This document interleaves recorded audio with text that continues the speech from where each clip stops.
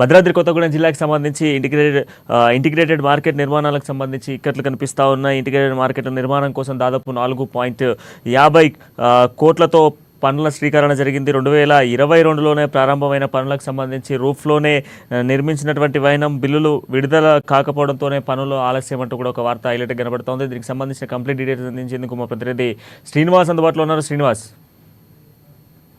Thank you Pranay.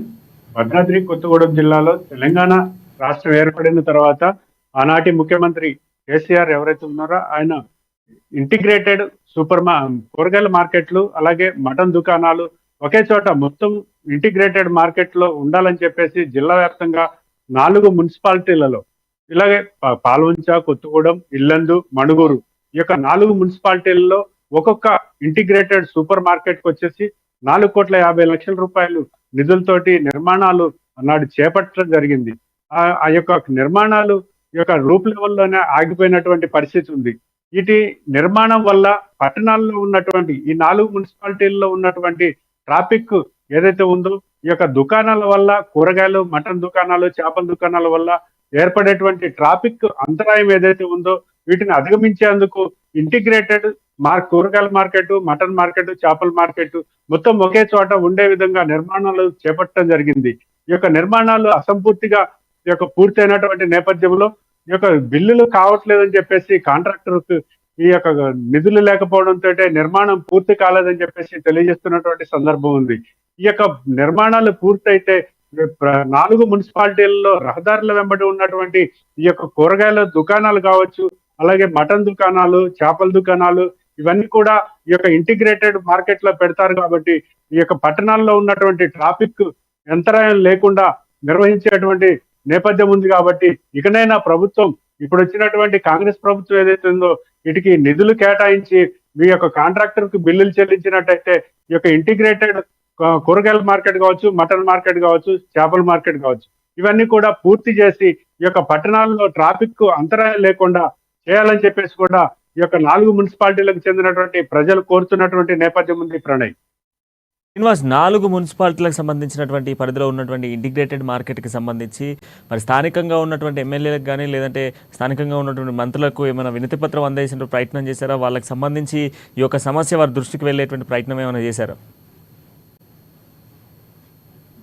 ఈ యొక్క 4 మున్సిపాలిటీల్లో చూసుకున్నట్టయితే నిలిచిపోయినటువంటి ఇంటిగ్రేటెడ్ ఈ యొక్క మార్కెట్లు ఏవైతే ఉన్నాయో వాటి పరిస్థితిని ఇప్పటికే ఎమ్మెల్యేలకి యొక్క కూరగాయల మార్కెట్ వర్తకులు ఎవరైతే ఉన్నారో వారు ఎమ్మెల్యేల దృష్టికి తీసుకెళ్లినట్టు సమాచారం అందుతుంది.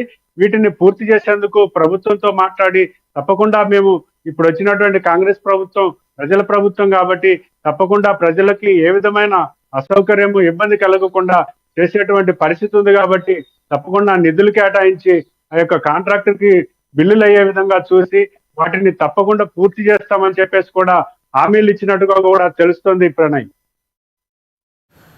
Thank you Srinivas. మొత్తానికైతే ఇంటిగ్రేటెడ్కి సంబంధించినటువంటి మార్కెట్ నిర్మాణాల నేపథ్యంలో కూడా 2022లోనే బిల్లులు శాంక్షన్ అయినప్పటికీ కొంత బిల్లుల ఆలస్యం వల్ల ఇంటిగ్రేటెడ్ మార్కెట్ ఆగిపోవడంతో అటు వెజ్ అండ్ నాన్ వెజ్కి సంబంధించినటువంటి విక్రయాల నేపథ్యంలో కూడా దాదాపు సండే మార్కెట్కి సంబంధించి అంటే సండే ఆల్మోస్ట్ అందరు ఇంటి దగ్గర ఉంటారు కనుక వాళ్ళంతా కూడా మార్కెట్లపైకి రావడంతో కొంత ఇబ్బందికరమైనటువంటి వాతావరణం నెలకొన్న సిచ్యువేషన్స్ అయితే కనబడతా ఉన్నాయి. బట్ ఏదేమైనప్పటికీ కూడా ఇది ఒక మంచి విషయం అని చెప్పుకోవాలి. ఎందుకంటే ఇంటిగ్రేటెడ్ మార్కెట్లు ఏర్పాటు చేయడం వల్ల ప్రతి ప్రాంతంలో కూడా కొంత అభివృద్ధి అయితే కొనసాగేటువంటి అవకాశాలు అయితే ఉంటాయి. ఎందుకంటే ఆల్మోస్ట్ మనం చూస్తూ ఉన్నాం గ్రేటర్ పరిధిలో ఎన్నో మార్కెట్స్లో లేకపోవడంతో కొంత ఇబ్బందికరమైనటువంటి వాతావరణంతో పాటుగా మనం ఆల్మోస్ట్ రోడ్లపై ఆగాల్సిన సిచ్యువేషన్స్ కూడా ఏర్పడతా ఉన్నాయి. ఆల్మోస్ట్ ట్రాఫిక్ జామ్ కూడా అవుతున్న సిచ్యువేషన్స్ అయితే ఉన్నాయి. అయితే ప్రధానంగా ఈ యొక్క సమస్యకు పునిస్టాప్ పెట్టాలి అని అంటే ఇంట్లో కావాల్సినటువంటి అంటే వెజ్ అండ్ నాన్ వెజ్కి సంబంధించినటువంటి అన్ని విక్రయాలకు సంబంధించి ఒకే చోట పెట్టడం మంచి విషయమే. బట్ దీనికి సంబంధించి కాంగ్రెస్ ప్రభుత్వం చొరవ తీసుకొని ముందుకు వెళ్తే మాత్రం కంప్లీట్గా కూడా ఇది ఒక మంచి పరిణామం అని చెప్పుకోవచ్చు.